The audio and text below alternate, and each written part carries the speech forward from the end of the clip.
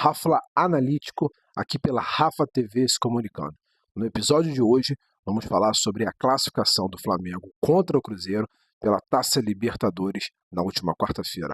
O Flamengo fez uma apresentação de gala, que poderia sim ter saído do Maracanã com mais gols, mas que foi uma apresentação maravilhosa e que deu ao nosso Mengão a classificação para as quartas de final. Então, chega aqui comigo, que satisfação ver o Flamengo jogando dessa forma, né? Que satisfação.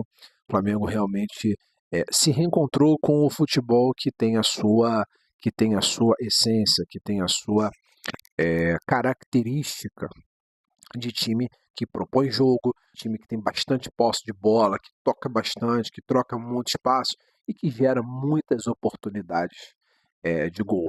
O time ainda peca bastante na conversão em gols, né? Pro volume de jogadas que o Flamengo gera, era para pelo menos todo jogo ir para o intervalo com 2-0. Claro que o futebol tem as suas nuances, futebol não é assim tão fácil, nem tudo é tão simples quanto parece. Ok, verdade.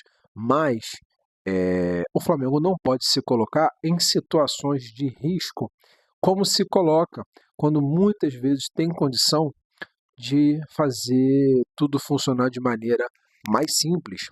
O Flamengo fez um primeiro tempo de almanaque. O primeiro gol tem uma demonstração clara de o quanto um zagueiro é capaz de avançar e iniciar e produzir uma jogada muito eficiente, né?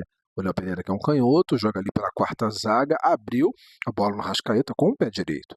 E num tic-tac, a bola chega no Pedro, que faz um pivô a lá jogadinha de futsal, e o Arrascaeta coloca a bola como um primor no ângulo oposto ao do goleiro Otávio. Então, o Flamengo fez um jogo realmente, um primeiro tempo de almanaque. E perdeu muitos gols. Dava para ter ido para o intervalo com um 2-0 no mínimo. Por que eu falo também sobre isso? Porque o time do Flamengo no ano passado muitas vezes se comportava assim.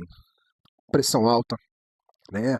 As linhas bem avançadas, a marcação-pressão, perde, pressiona, zaga construindo, tic-tac, muito toque de bola, e descia para o intervalo com 0-0 ou um magro 1-0. No segundo tempo, a perna cansa.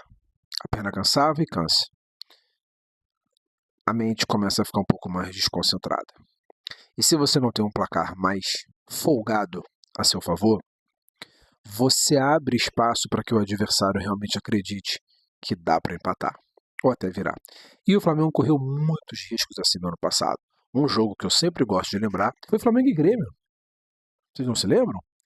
Flamengo 1, Grêmio 1. O Flamengo teve uma porcentagem de posse de bola absurda, na casa dos 70%. E uma dificuldade absurda de chutar para gol. Sempre um preciosismo muito grande, buscando o melhor ângulo, buscando a melhor posição. Isso custa caro. É bonito fazer gol bonito. A gente viu aí recentemente a França na Copa do Mundo. Querendo jogar bonito o tempo todo. Joga bonito, mas vence quem faz gol. Então, jogar bonito é interessante? Abrilhanta os nossos olhos? Sim. Mas o simples não pode deixar de ser feito. E a vitória só acontece quando o gol é feito.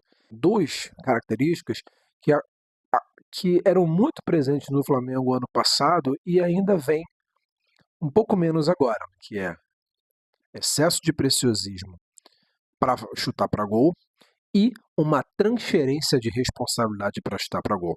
E aí eu coloco nessa Samuel Lino e Plata, que são dois jogadores que, se não tiverem alguém do lado para tabelar, alguém do lado para fazer uma jogada coletiva, eles não assumem a responsabilidade de chutar para gol. Mas milagres acontecem. E Samuel Lino, nessa última quarta-feira, foi tomado por um espírito de frieza e naquela tabela maravilhosa que começa com Jorginho, Arrascaeta, Pedro, Samuel Lino chega na cara do gol, corta para dentro e bate cruzado. Olha aí, uma mistura de bonito e de simples ao mesmo tempo. Olha a magia acontecendo. Claro que nem todo jogo dá para ser assim, nem todo jogo é possível ser assim, mas tem que haver um empenho para que seja assim, certo? Em vários jogos, o máximo de vezes possível.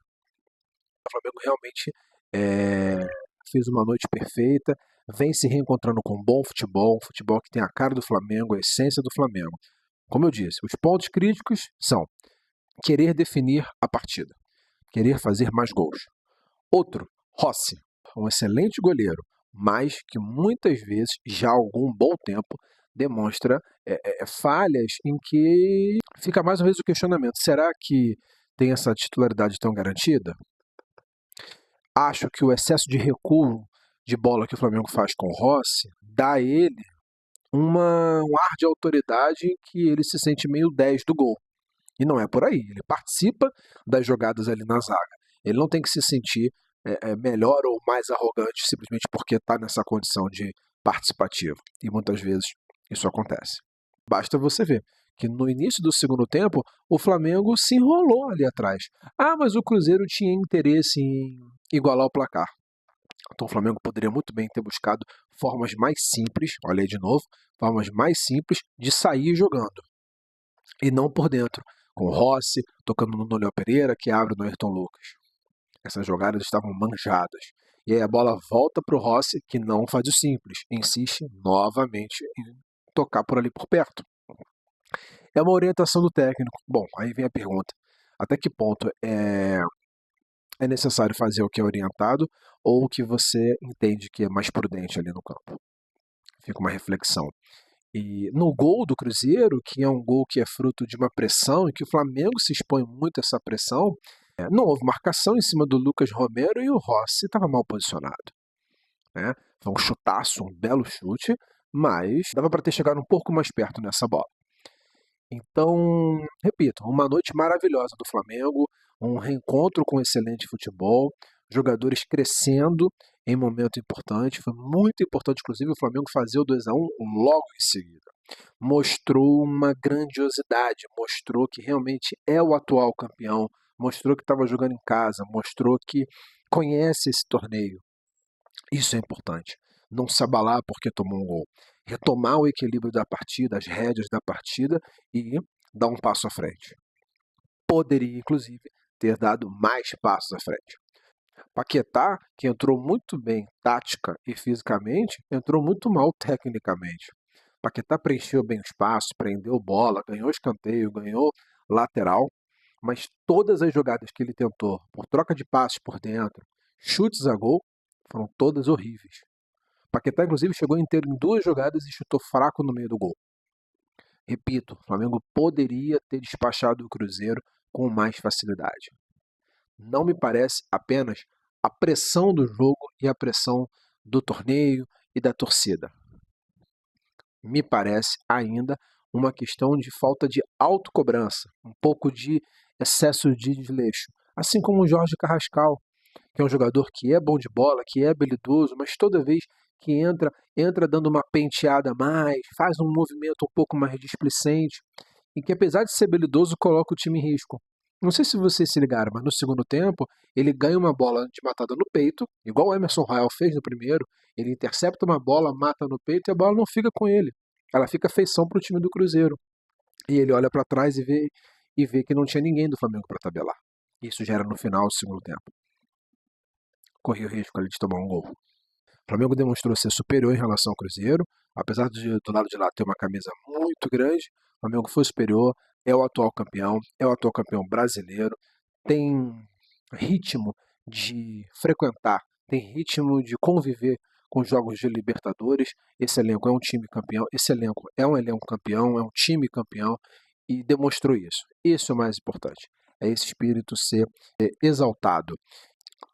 Meus amigos, minhas amigas, foi um prazer falar com vocês. Seguimos firmes agora rumo às quartas de final. Vamos acompanhar quem será o nosso adversário, né, o vencedor entre Tolima e Independente Del Valle. E ficamos agora por conta do Brasileirão, em que enfrentaremos novamente o Cruzeiro no Mineirão.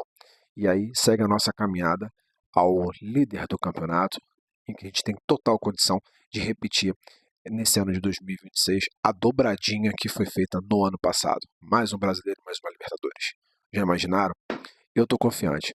Meus amigos, minhas amigas, meus queridos, tamo junto. Esse foi o Rafla Analítico, aqui pela Rafa TV se comunicando. Fiquem com Deus, um forte abraço no coração e saudações rubro-negras.